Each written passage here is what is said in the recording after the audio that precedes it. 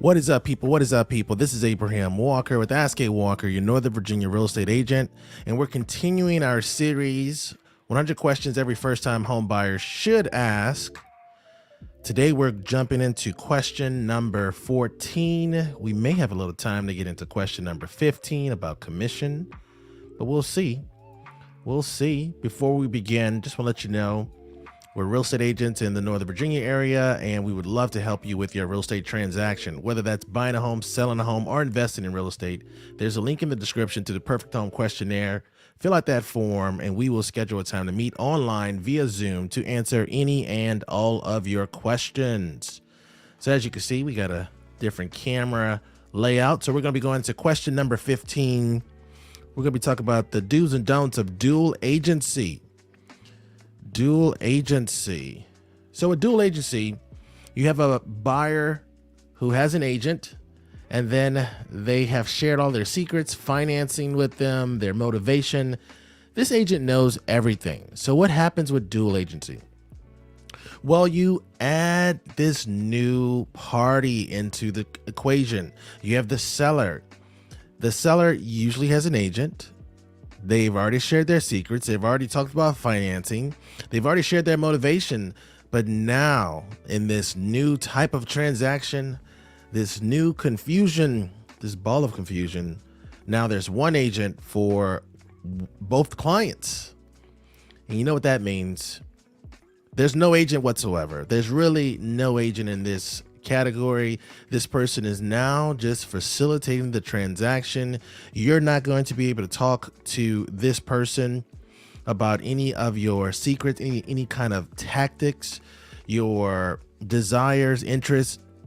They all go by the wayside once you go into a dual agency relationship. You have no representation. NAR even came up with a couple clever definitions of this to kind of mask the confusion. Some places call it a transactional broker. Other places call it non-agency. Both of these are correct because there's no one in charge. There's no one guiding you. You have someone that is really just the middleman, a middle person, middle woman. And this is why we do not advise you to go into a dual agency relationship. But dual agency relationships can be tricky because you kind of find yourself in a dual agency relationship all of a sudden. It's not something that happens on purpose. Like, you don't purposely set out to be in a dual agency relationship. So why would you even agree to this? Well, first off, there is the listing agent's marketing. This is the marketing like coming soon listings, yard signs, ads online, social media campaigns. All of these areas are scenarios where you find the property and you go directly to that person, right? You reach out, you're curious, you see a Instagram video, you see a YouTube video, and you're like, you know what? I like that property. So this is really the goal of marketing, to develop interest. So it's not like the listing agent is actually doing something out of the norm, but you just need to keep in mind that if you go directly to that agent, you can cause some confusion, which could lead to dual agency. The next way that something happens, or the confusion begins with dual agency, is when you have someone who is a neighborhood expert, right? So this is an agent who markets to a geographic area, let's say a zip code or a community, and they do a lot of marketing in this area. So they attract both buyers and sellers. It's very common for both buyers and sellers to reach out to this agent because of their expertise, their knowledge about the area, and then that could create a dual agency relationship. I live in Kingstowne, which is in the southern part of Fairfax County in Alexandria. And in Kingstowne, I know a lot of people, and there are times when I have a listing in the neighborhood, and I also know the buyer for that property. We don't do dual agency in our company, so we'll talk about the solutions in a couple minutes. So that's what happens when you have a neighborhood expert, right? This person knows the area, they know everyone in the area, and then it could just be a happenstance that there is a dual agency agreement. One thing to keep in mind, some sellers will discount the commission if the agent, their marketing agent, their seller's agent brings the or represents the buyer. Now, this should be disclosed. At least it's disclosed to the real estate agents who represent buyers so that we can know if we're ever negotiating against this type of relationship. But you yourself may not know this as a buyer being attracted to properties and marketing. So you want to find out. Ask your agent directly. Do you get a discount for representing my side of the transaction? After they tell you the answer, find out who's getting a discount, who's getting the savings. It's usually the seller. So that means that you're not really at an advantage for doing a dual agency transaction, which a lot of people think they are. A lot of people go into a dual agency relationship and they say to themselves, you know what, if I use the seller's agent, if I use the listing agent, then I'll be able to strike up some type of deal. Like I'll be able to get some favorable terms. That's just not the case. That's just not the case. Not on your side. On the seller side, yes, but not on your side. So then the next thing we have is we have buyer's marketing. So we're talking about ways that you get into a dual agency relationship.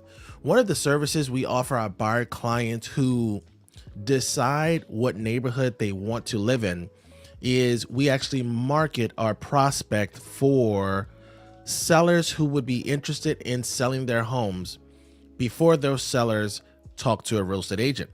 The goal of this marketing is to bring transactions to our clients before they're available in the event we have a low inventory market, which in Northern Virginia, we've been having a low inventory market for the last 4 or 5 years.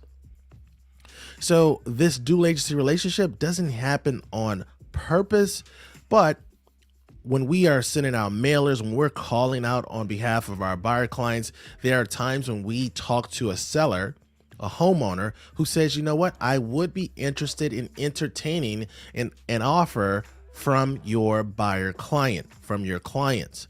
That is a situation where we could go into a dual agency relationship, but we advise the seller to reach out to whatever agent they are thinking about using in the future so that we can facilitate that transaction. Before we do that, though, we try to get our clients into that house to see if we can get a deal going. Those types of transactions are rare. I just want to let you know it is rare to get those deals to work because sellers are motivated to move on their time frame, right? A seller, someone in a home has some type of time trigger that causes them to move. And unless you have a significant amount of money, most people are not really interested in moving.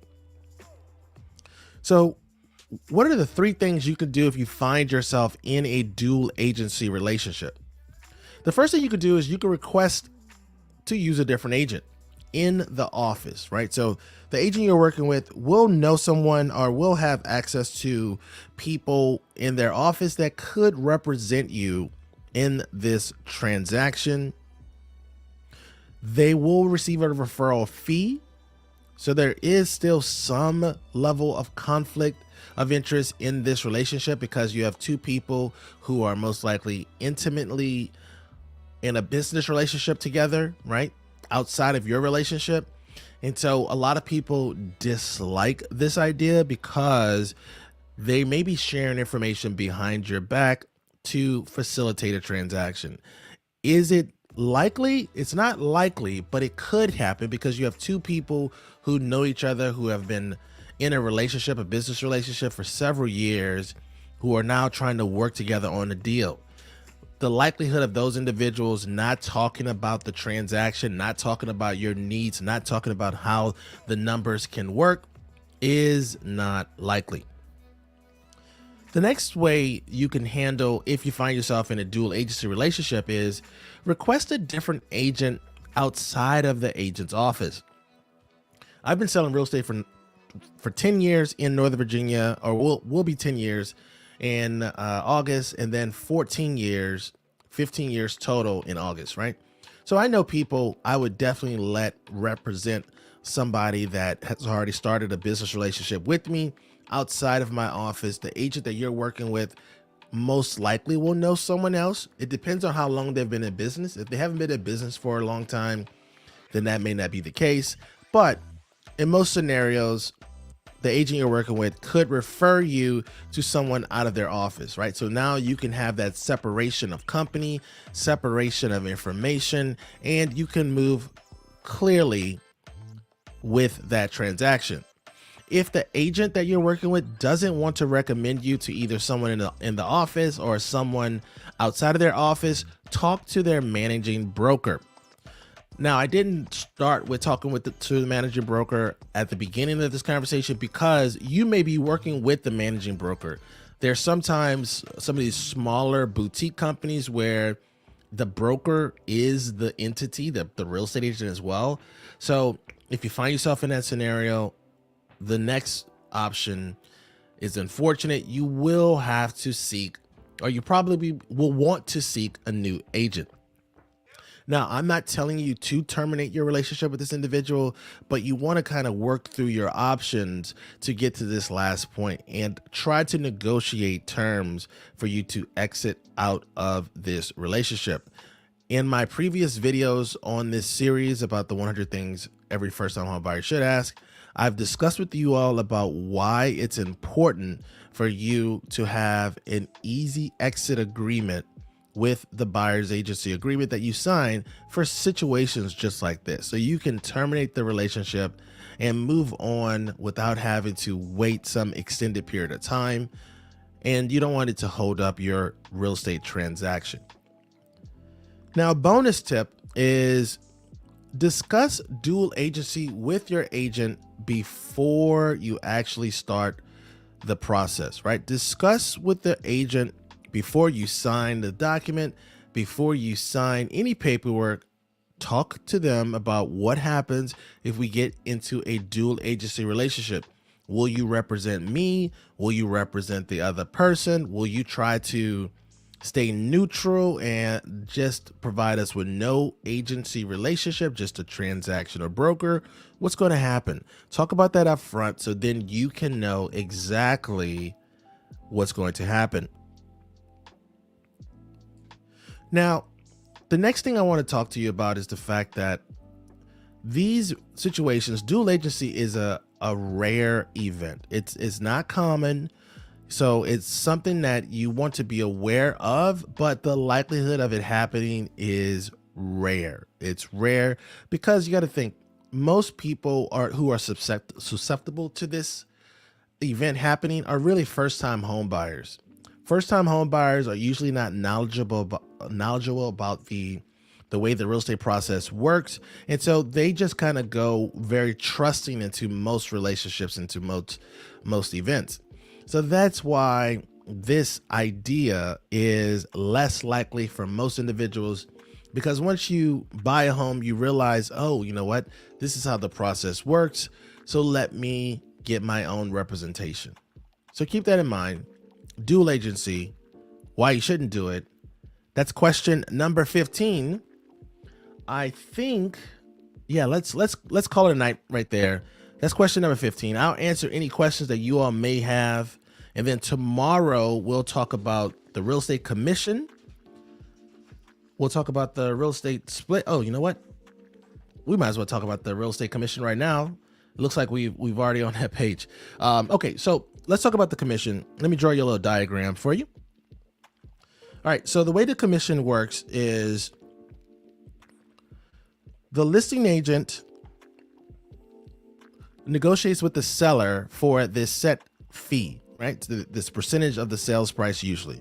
And then they decide to split half of it with the listing agent and then half with the buyer's agent. Now, this split isn't always 50-50, right? So in some scenarios, it'll be 50-50, but there are some agents in our market who will make it to where it's like a 60-40, or better yet, it's not, these percentages aren't really used. What happens is you'll have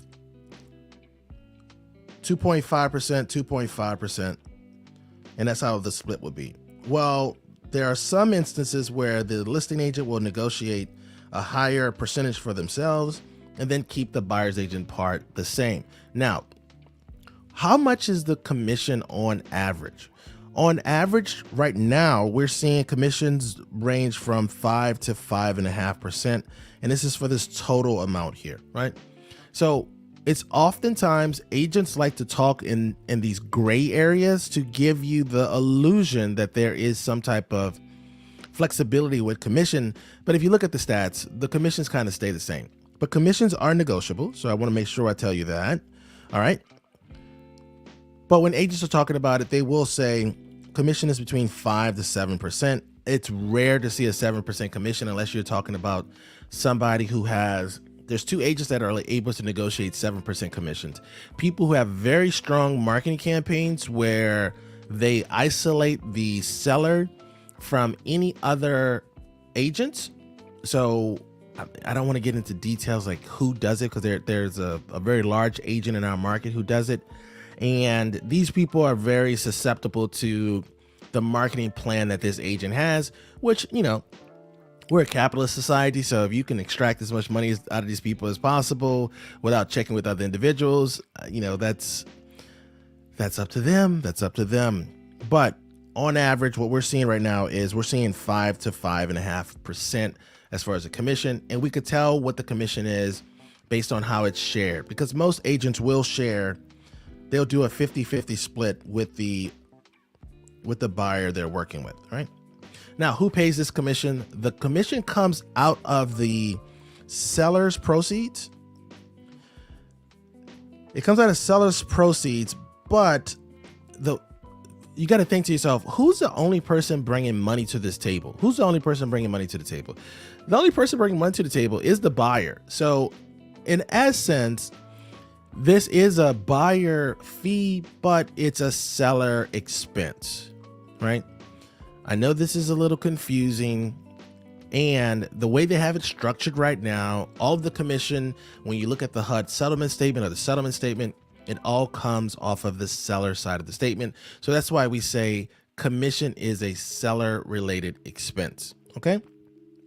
Now in the book, they talk about for sale by owners, and how for sale by owners, one of the ways that they save money is actually on the listing side of the transaction. So a for sale by owner will oftentimes,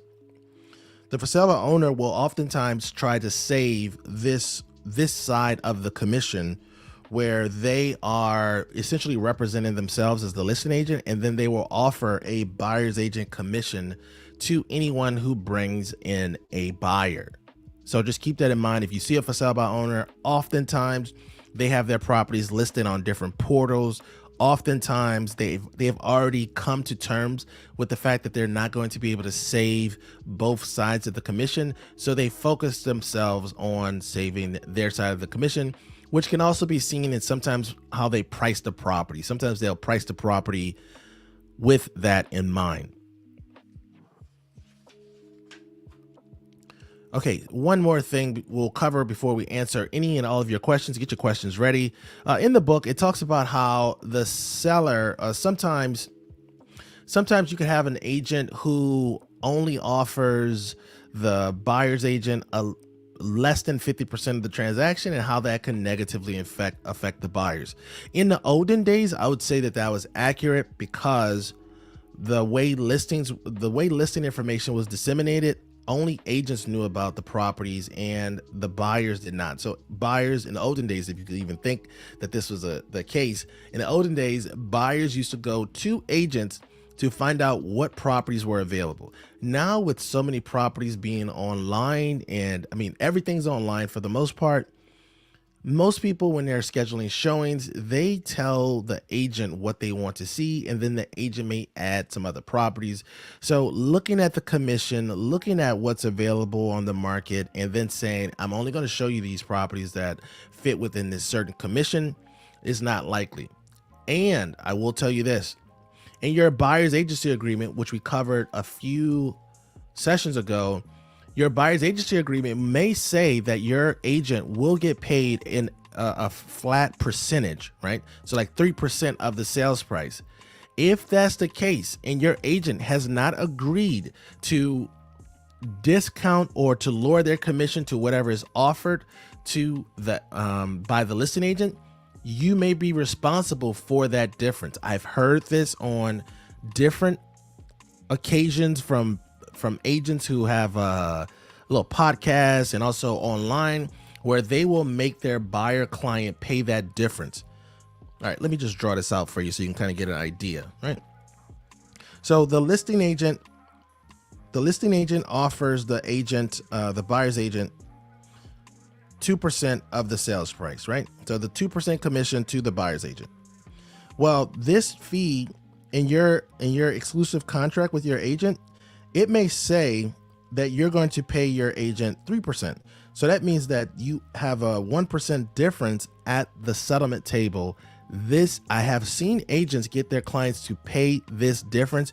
You want to talk to your agent about this number. You want to talk to your agent about this number, because you don't want to get a $5,000 bill, $5,000 bill at the end of the transaction because you did not read the fine print in your exclusive agency agreement. Let me see. Let's write this a little bit clearer. All right. So yeah, so keep that in mind. That's the way commission works. And that's it for this segment of the presentation. So we've covered question 14 and 15. What is dual agency? We also talked about the real estate commission. And so we are doing 100 questions every first-time home buyer should ask. Tomorrow we will cover question number 16, and we'll keep this trend going. All right. So get your questions ready. Let me know where you're watching us from. Every day we go live at 8 p.m. Eastern Standard Time. Let me know what location you're in. And also get ready for your questions. Let me know your questions.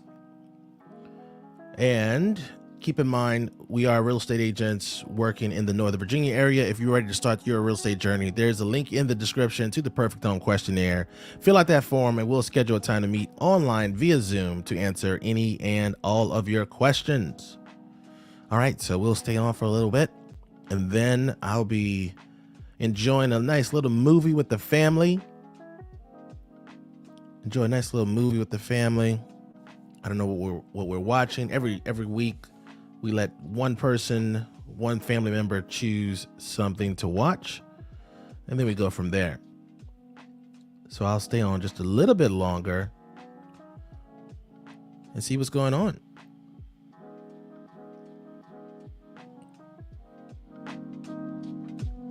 So let me know what your questions are. If you have any questions, post them down below in the comment section.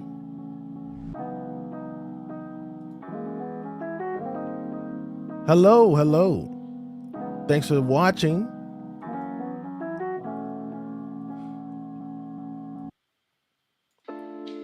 All right. So add your questions down below.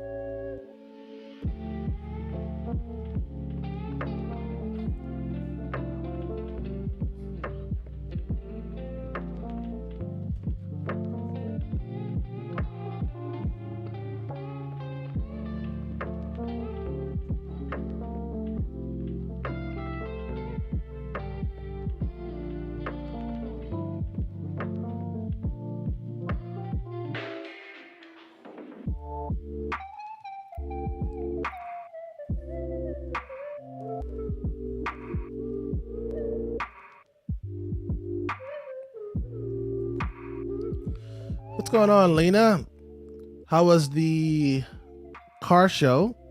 I think you took your kids to the auto show. How was it?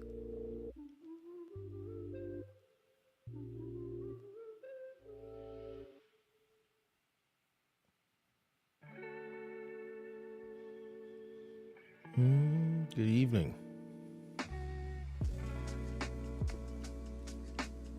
We're just wrapping up, Lena. If you have any questions, let me know.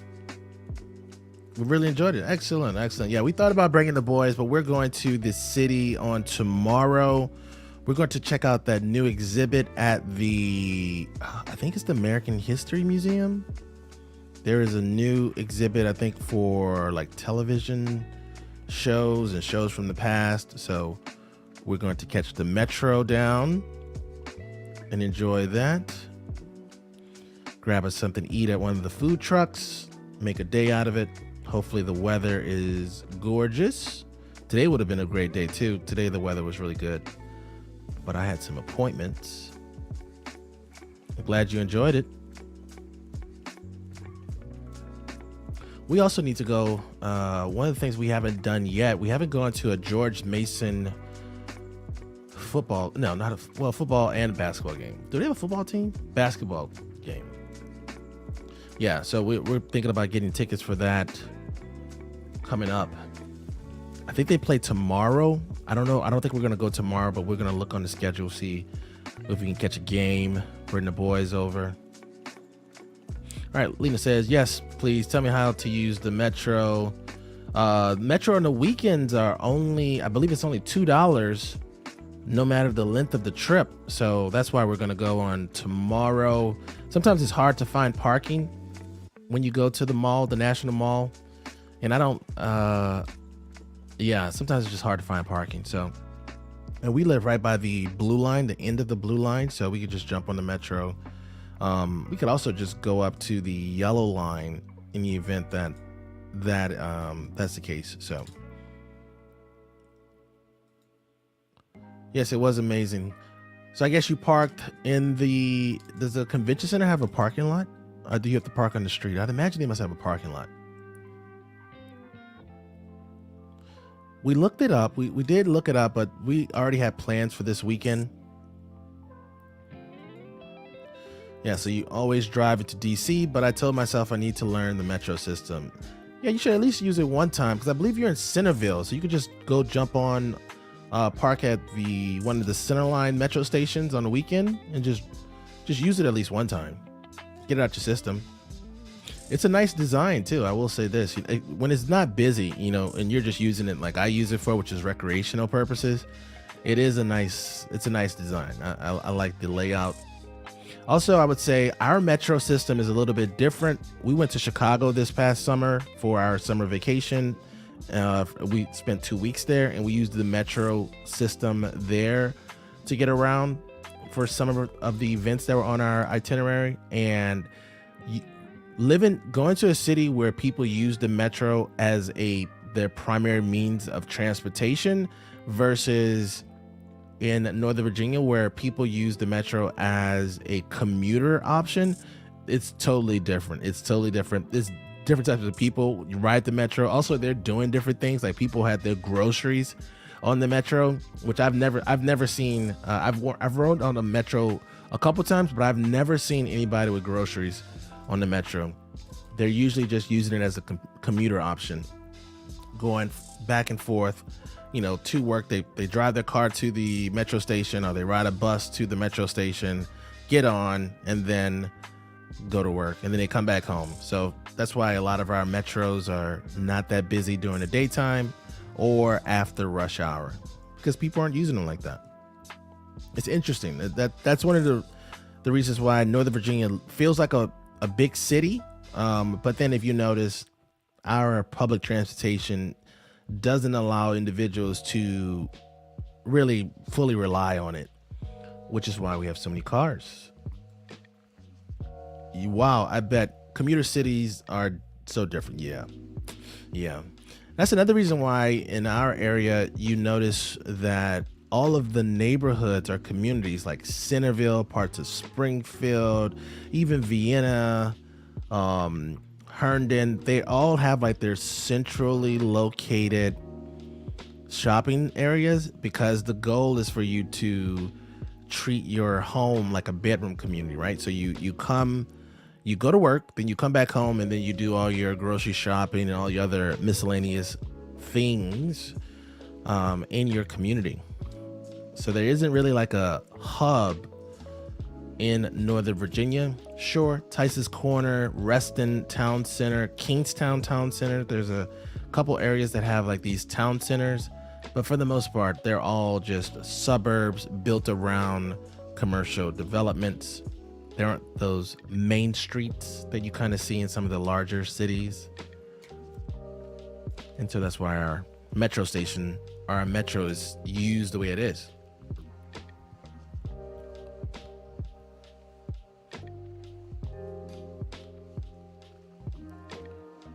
Make sure you post your questions. Any questions that you may have, post them down below. We'll stay on as long as we get questions. We're continuing our series, 100 questions every first-time home buyer should ask. Every day we're going live. We're going live until my schedule gets hectic and gets out of control. And then we'll move most likely to Monday through Friday lives at 8 p.m. or we'll do Monday through Thursdays. Yesterday we did a live. There weren't as many people on at that time. And then today, again, we don't have as many people on, but we won't make a decision for a while. We'll keep this going, see how the responses are. Most of the viewers, though, surprisingly, because we go live on a couple of different platforms, most of the viewers are on YouTube. So that's interesting to see so many people on YouTube that would find this content interesting. We're actually thinking about to make this show better, adding some different segments. Maybe on Thursdays we'll add a segment about things to do in the city this coming weekend, so then you all will know how to plan your weekend so you can get the most out of the city. We're also going to be adding another segment to the live stream, which is 100 questions every first-time home seller should ask. So it'll be like a two-part series. So we'll do buyers at the beginning, sellers follow that, and then we're thinking about adding just like some Northern Virginia related content at the end, so then we could make this into like a legit show. I like this format though. I like the show vibe. First of all, it gets me out of the idea of being perfect. I can be a perfectionist at times, and so going live every day just takes that. I have to go live, so we're ready. We're going to talk about it. All right, Lena says I'll be sure to rewatch this video later on tonight. Yeah, so tonight we talked about the dual agency agreement and we talked about the commission, just a little bit more details about the commission. I think it's a good conversation to have, and also just so you all can know like what could happen and how to protect yourself. Because if you go into a dual agency relationship, you're going to find that you're not pleased with the service you get, because you're not really receiving any service at all. It's more just like a transaction manager versus somebody who's advising you about the process. So that's the challenge with dual agency relationships. All right.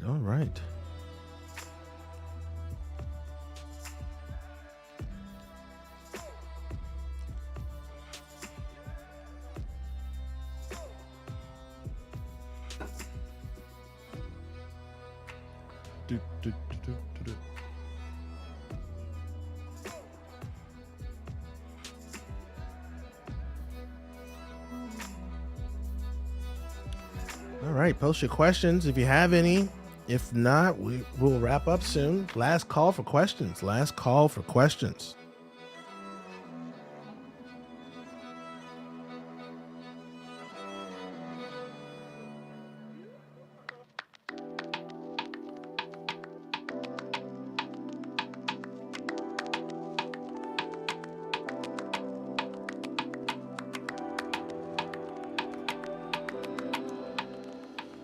All right, so Lena says, how would she ride the metro from Centerville? Let's see. I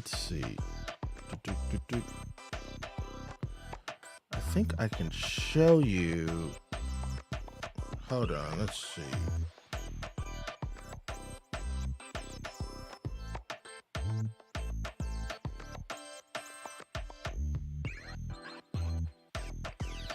All right, I'm gonna pull it up. Lena, hold on. Let's see. Washington, DC.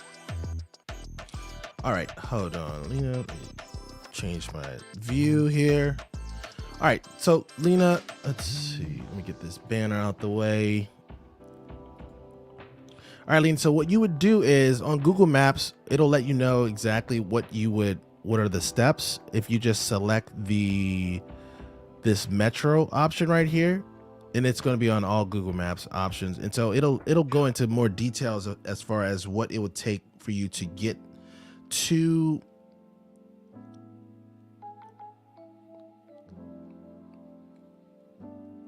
the city on the metro. And so this is going to be the Dunloring Merrifield metro stop. I would advise just driving to this metro station.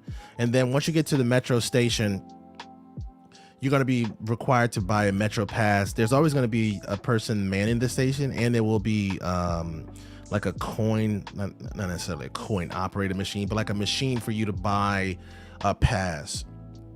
I would also recommend not to go on this test spin during the weekdays, because it could be a little packed. It could be a lot of traffic. So go on a weekend and then make a day out of it. And then you're just what is it? 1, 2, 3, 4, 5, 6, 7, 8. You're just 9 stops from DC, and then you just decide like where you want to get off in the DC area, right? And also, when you go into the metro station, they will have a better explanation of where you're going to go. So even in Google Maps, if you just type, let's say Smithsonian. Yep. So yeah, so the Google Maps will let you know just exactly what steps you'll need to take. And then because you're going to go into weekends are the fares are just much more economical to take the whole family. If I'm not mistaken, I believe it's like $2 on the weekend for metro fares one way, no matter how many stops you ride. So that's the cool thing about the metro on the weekend. Yeah, and just make a day of it. Make sure you bring yourself maybe a water bottle. Make sure you have some good walking shoes as well, and enjoy your trip to the city. You can also take it to Arlington. Arlington has some cool stops along the way as well. There is where is that? Virginia. Yeah. So there's a spot called Ballston in Arlington that has some nice little attractions. There's some nice restaurants, some parks and stuff. But then there's also, where else would you take on the metro? Of course, you already know about the White House, the National Mall. You can also take the metro to Arlington Cemetery as well. Make a day out of that. That'll be a nice little trip. And for Arlington Cemetery, the Arlington Cemetery stop, you could walk over on this Memorial Avenue. There is there's like these little walking trails along the water here. So that'll also be a nice little day trip, a little day outing. Yeah. So give it a try. I would recommend though, drive to the metro station and then metro in. All right, so Lena says, thank you, my pleasure. Noted, thanks, my pleasure. Yeah, we're big proponents of going into the city as often as possible. There's a lot of people when you're getting on the planes here coming to this location to vacay, call this place a vacay, and a lot of locals just do not take advantage of this place. Not until they're leaving, not until they're getting relocated or they're retiring somewhere else, and then like, oh my God, I gotta go to different places. I gotta get some things going. So we like to go explore.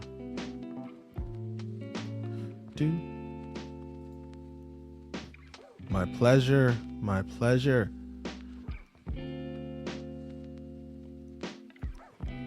All right. All right. Last call for questions. Last call for questions. If you have any questions, post them down below. Otherwise, I'm going to call it a night. Go spend some time with the family, sometimes with the kiddos, the missus.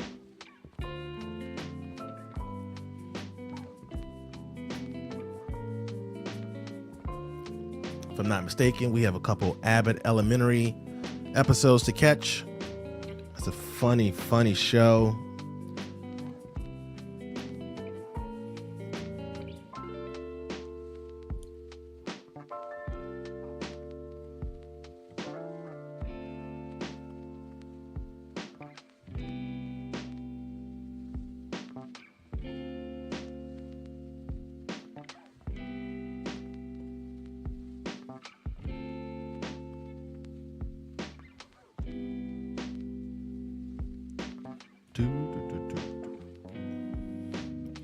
Lena says, I like the show as well. Oh, you like that show as well? Yeah, that's funny. It's funny. Also, it's nice to have like a not clean humor, right? Some of the shows are just kind of too adult. As you know, the topics are so complex. Sometimes you just want just like a relaxing show just to watch. Lena says good night. Good night, Lena. Thank you so much for jumping on. I'm about to say goodbye as well. Yeah. Unfortunately, comedy these days has to be so raunchy or just outlandish, and I just want just like a little simple laugh, just a little ha ha, and going about my life. All right then. Thank you all so much for joining us again on a lovely night. We'll be back tomorrow, 8 p.m. Eastern Standard Time, to cover another question in 100 questions every first-time home buyer should ask. Until tomorrow, I hope you all have a great day. Hope you enjoy the rest of your weekend. I'll see you soon.